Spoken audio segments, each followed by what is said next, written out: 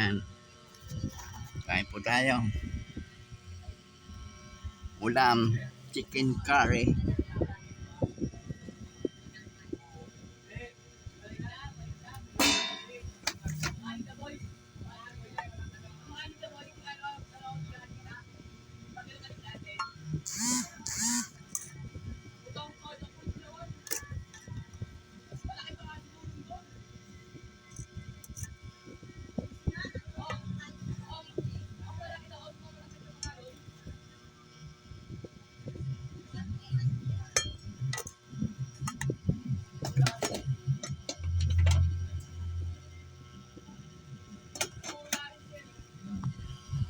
Ulam ko po,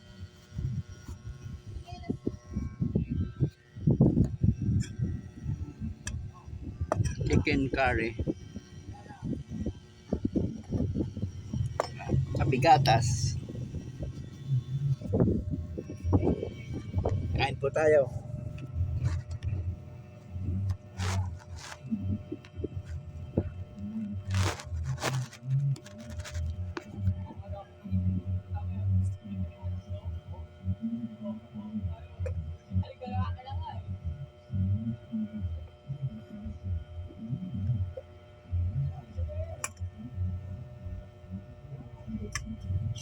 Kain po.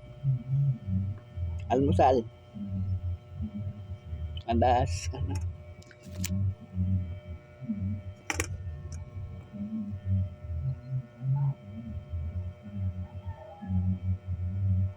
7:41.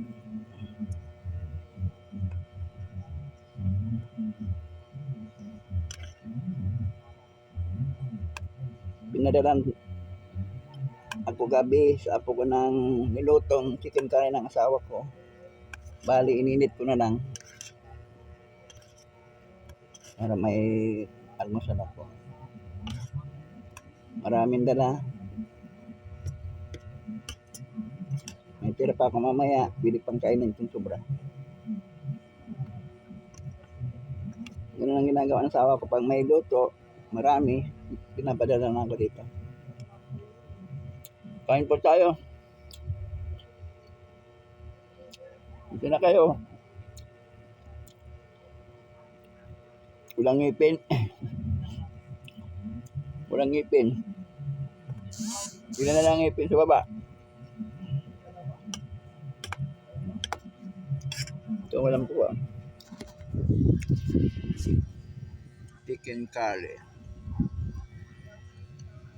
Ito pa mga ingredients ko. Pang iluluto po. Kompleto po dyan. Oh. May kape, may suka, may patis, may toyo, may mantika. Tapos may susawan nila kung ginawang suka. Kapag may suko ng tuyo, then may kunting dilata ko rito. Para pag naguto po ko, may maluluto po ko. Yan na po yung ricado. Bumibili po talaga ako ng mga ricado para pag gusto ko magluto, may magagamit ako. Ayaw ko ng patakbo-takbo. Gusto ko yung mga nakabote ng mga pansangkap. Kasi mahirap, matatapon yung mga sa mga pack, matatapon yun.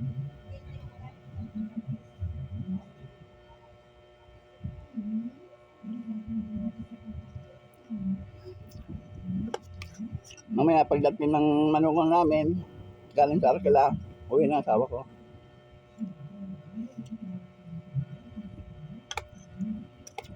Sarap. Masarap po magluto ang asawa ko ng mga ulam, kahit anong pagkain. Sarap po.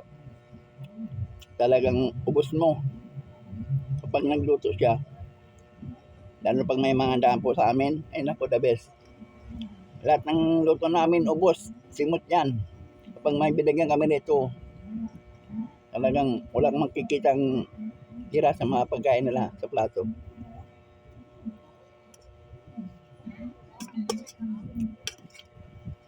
Kaya sabi ko sa asawa ko, dapat magluto-luto ka rin. Kaya lang wala siyang time. Magaling po siya magluto. Sarap. So,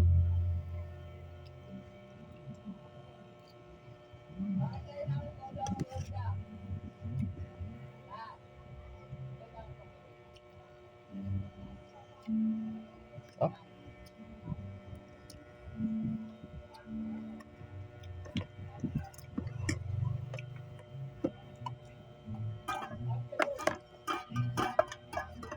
ito lang. Mamaya, anong pwedeng gawin, gagawin. Pag linggo, may pupunta sa akin dito na Poppy, taga-simbahan.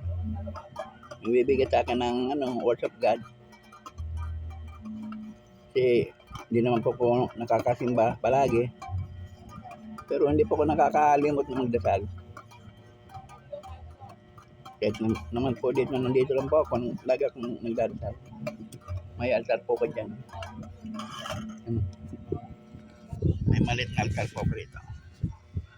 Nagdadasal-dasal na. Pagdadasal naman po kasi kahit saan ka pwede.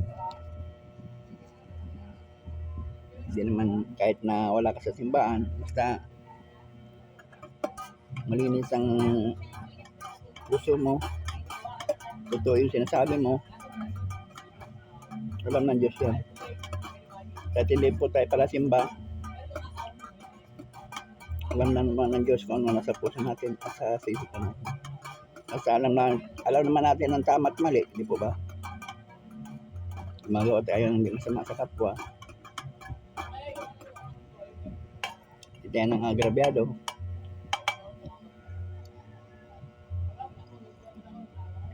Kami kung mga pagsubok, lahat naman nalampasan namin. Dahil alam namin na ang Diyos ay ganyan lang, nagagabay sa amin. Hindi po kami pinababayaan. Wala naman po kasing perfectong tao, di po ba?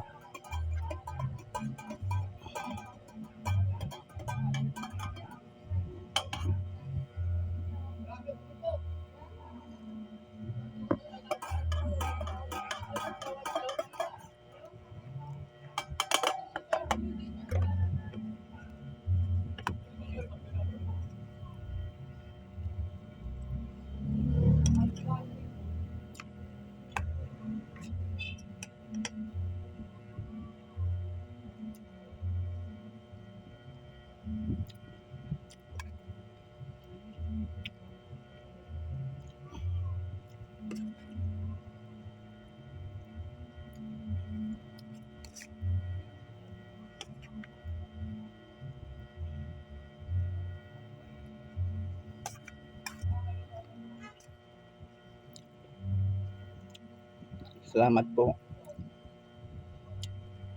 sa mga kaibigan ko sa Facebook at humingi po sa inyo ng suporta.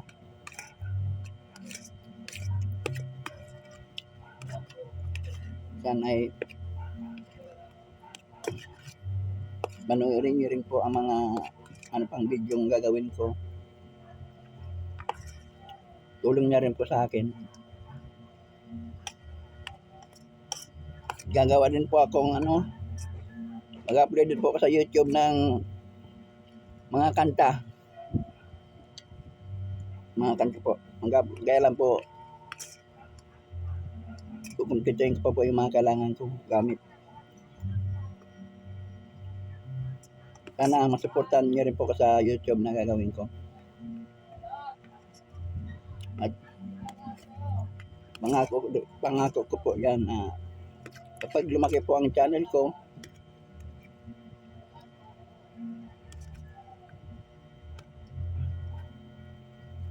gagawa din naman po ako ng tulong sa kapwa ko. Pangako ko yan. Share the blessing, ika nga. Sana'y matulungan ako. Dahil bago ang parang po ko.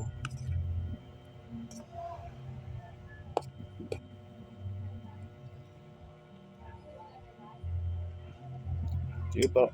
Salamat po.